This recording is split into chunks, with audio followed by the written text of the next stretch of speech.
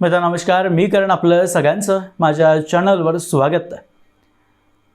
मित्रांनो आज सकाळपासूनच नेपाळमधून अत्यंत भयंकर वाईट बातम्या येतात। नेपाळ सरकारने काही दिवसांपूर्वी अमेरिकन सोशल मीडिया कंपनीजला, त्यात इंस्टाग्राम, फेसबुक, व्हॉट्सॲप किंवा यूट्यूब सारख्या कंपन्या असतील, या सर्वांनाच आपल्या देशात नोंद करून या देशात तुमचं कार्यालय उघडा असे आदेश दिले होते। कारण देशातल्या लोकांचा डेटा तुम्ही दुसऱ्या देशात पाठवताय ते जाता कामा नये। आमची राष्ट्रीय सुरक्षा ही धोक्यात आहे, त्यामुळेच आमचा डेटा आमच्याकडेच राहिला पाहिजे याची तरतूद त्या कंपन्यांना करायला सांगितलं होतं।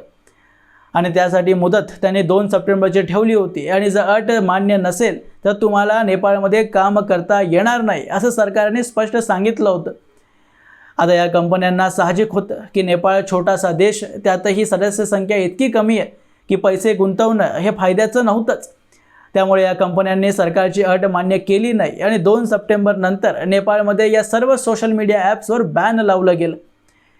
या बॅन मागे फक्त आणि फक्त राष्ट्रीय सुरक्षा हे एकच हेतू होता।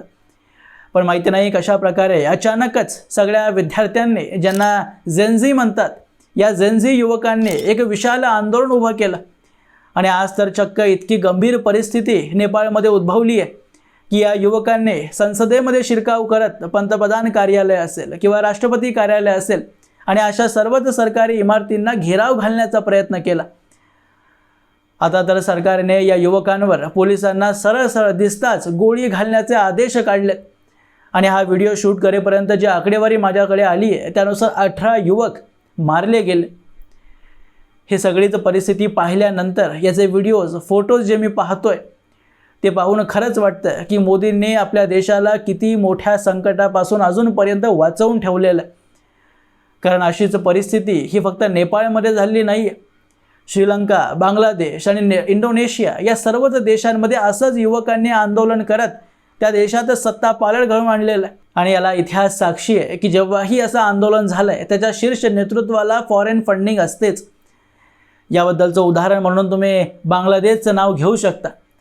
बांगलादेशच्या पंतप्रधान जेव्हा शेख हसीना होत्या तेव्हा बायडन सरकारने त्यांना त्यांच्या देशात सैन्य अधिकाऱ्यांसाठी, म्हणजे अमेरिकन सेनेसाठी एक भूमीचा तुकडा मागितलेलं होतं। त्या भूमीवरून आपल्याला चीनवर पाळत ठेवता येईल आणि आपले ऑपरेशन करता येईल यासाठी हे सर्व नियोजन सुरू होतं। पण जर बांगलादेशने ही भूमी दिली असती तर त्यांच्या सार्वभौमत्वावर हे संकट होतं। त्यामुळे शेख हसीना यांनी अमेरिकन सरकारला साफपणे नकार देऊन टाकला आणि बांगलादेशमध्ये तुम्हाला अशी कुठलीही भूमी मिळणार नाही सांगून टाकलं। तेव्हा लगेच बायडन सरकारने बांगलादेशमध्ये त्यांच्या विरोधात विद्यार्थ्यांचं आंदोलन उभं करून लावलं। ते इतकं उग्र झालं की त्यांच्या जीवावरही लोक उठलेले होते। शेवटी भारतानेच त्यांचा बचाव केला, त्यांना शरण दिली। तुम्हाला जर आठवणीत असेल तर श्रीलंकेत सुद्धा असंच झालं होतं।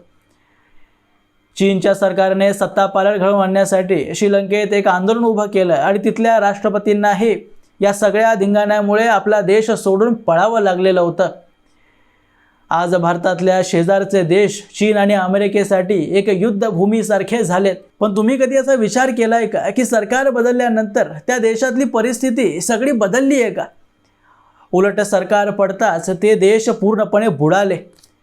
श्रीलंका तर इतक्या गरिबीमध्ये गेला की चीनचं कर्ज फेडण्यासाठीही आपल्याकडे पैसे नाहीत, म्हणून चीनसमोर हात वरती करून उभं राहण्यापर्यंत परिस्थिती त्यांच्यावर आली। बांगलादेशमध्ये तर व्यापार बंद झाले, त्यांच्या रस्त्यावर आज फक्त इस्लामी कट्टर लोक फिरतायत। या सर्व देशांमध्ये जर एकच देश कुठला ठामपणे आपल्या पायावर उभा असेल तर तो भारत आहे आणि त्याचं नेतृत्व नरेंद्र मोदी करतायत। आपल्यावर अनेक टॅरिफ लागले असतील, अनेक संकट आंतरराष्ट्रीय राजकारणात असतील, अनेकांनी धमकवण्याचा प्रयत्न केला असेल, पण जयशंकर आणि नरेंद्र मोदींनी हे अनेक वेळा ठणकावून सांगितलं की कुठल्याही देशासमोर आम्ही झुकत नाही।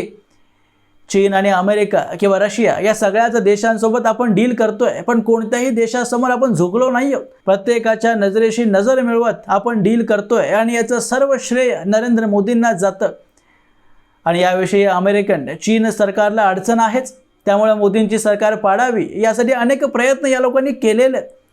त्याचं उत्तम उदाहरण म्हणून आपण शेतकरी आंदोलनाकडे पाहू शकतो। हे गरीब शेतकऱ्यांचं आंदोलन आहे आणि नरेंद्र मोदींनी जे 3 विधेयक आणले त्याच्या विरोधात आम्ही आंदोलन करतोय म्हणत या आंदोलनाची मजल लाल किल्ल्यावर भारताचा झेंडा काढत खालिस्तानी झेंडा फडकवण्यापर्यंत गेली होती।